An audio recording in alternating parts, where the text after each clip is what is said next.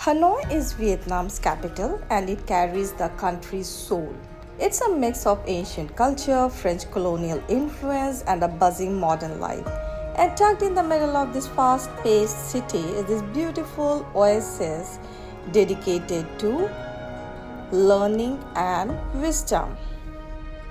Amid the city's pearls stands the Temple of Literature, a haven of order and heritage. Built in 1070, this space was Vietnam's first national university, a temple not of worship but of wisdom.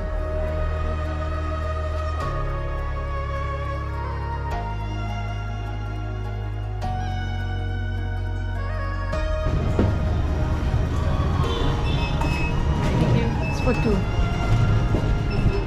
Stepping through the first gate, the chaos fades into quiet symmetry.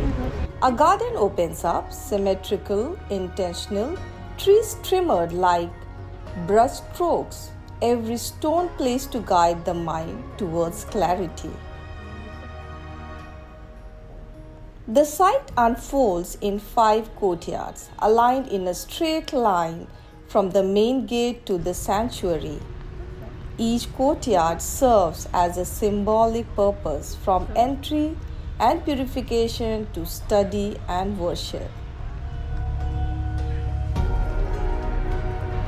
At the center of the third courtyard is a serene square pond called the Well of Heavenly Clarity.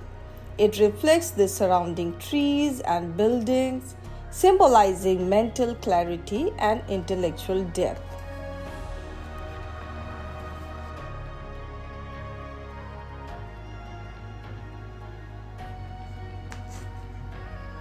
The building follows the style of traditional Vietnamese wooden architecture using large timber frames, clay tiled roofs, and red lacquered woodwork. Curved roof corners and dragon motifs are common, believed to ward off evil spirits. The rooftop often features stylized phoenixes and dragons, symbol of knowledge and nobility.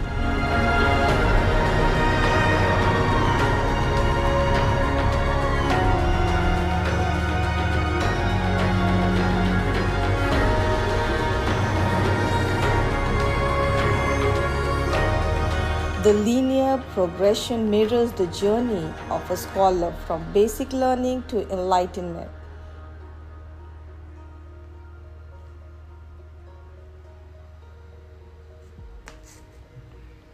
The building follows the style of traditional Vietnamese wooden architecture using large timber frames, clay tiled roofs, and red lacquered woodwork.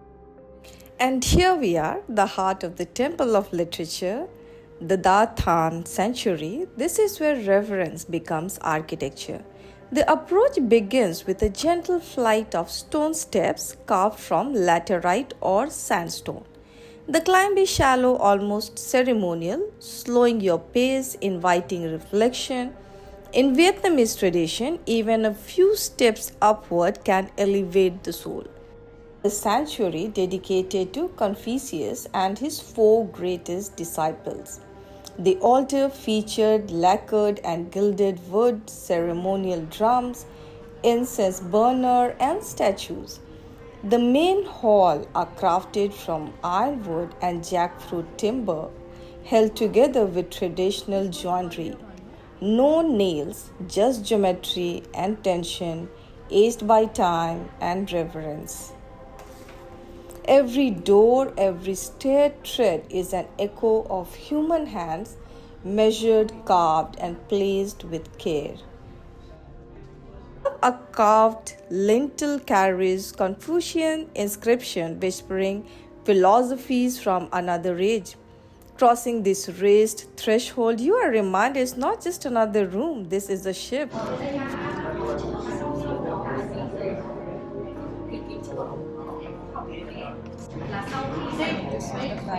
This is the uniform that they have to wear when they go to school. Flanking the stairs are these beautifully sculpted railings shaped like dragons. Not just decoration, in Vietnamese symbolism, Dragons guard sacred knowledge. The way they curl upward, it mirrors the roof eaves above everything here, points you to the sky. The entrance is framed by massive timber columns.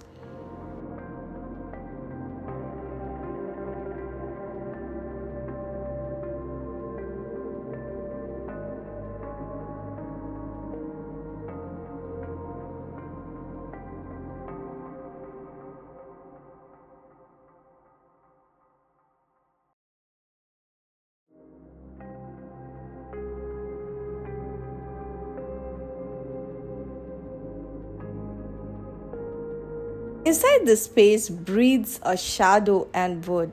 The timber structure is pure joinery. No nails, just balance. Columns rise like trunks in the forest, connected by carved brackets and beams that cradle the roof. This is structure as poetry. Every joint is a sentence, every beam a paragraph. The ceiling lifts gently above you, making space for thought. Everything about this temple is meant to teach, not just through books, but through space, silence, and shadow. It's a beautiful place. Lanterns hang in quiet clusters, casting warmth and old wood. In Vietnam, lanterns are more than decoration, they symbolize hope, prosperity, and illumination of the path ahead. So it's not just the history, it's how the temple feels. The architecture doesn't just impress, it speaks. It's quiet, symmetrical, purposeful. Contemplative courtyard to the chaos outside Hanoi doesn't stay still for long. Here is one of the most surreal spots in the city, a train barrels straight through a neighborhood. Train street where homes and tracks share inches, not boundaries. This railway, laid down in the colonial era, cut through Hanoi long before these homes stood. Instead of moving away, families built around it. It's a raw, real symbol of adaptation.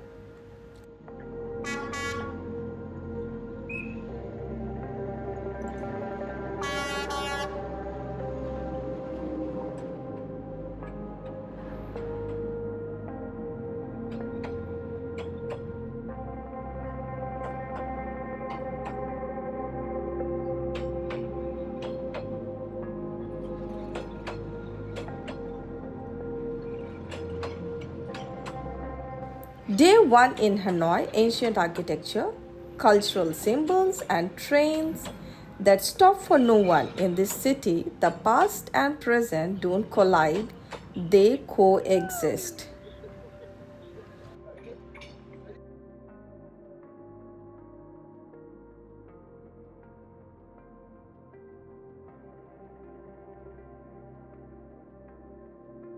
So, more stories to come. If you are into culture, architecture, and quiet corners of chaos, stick around.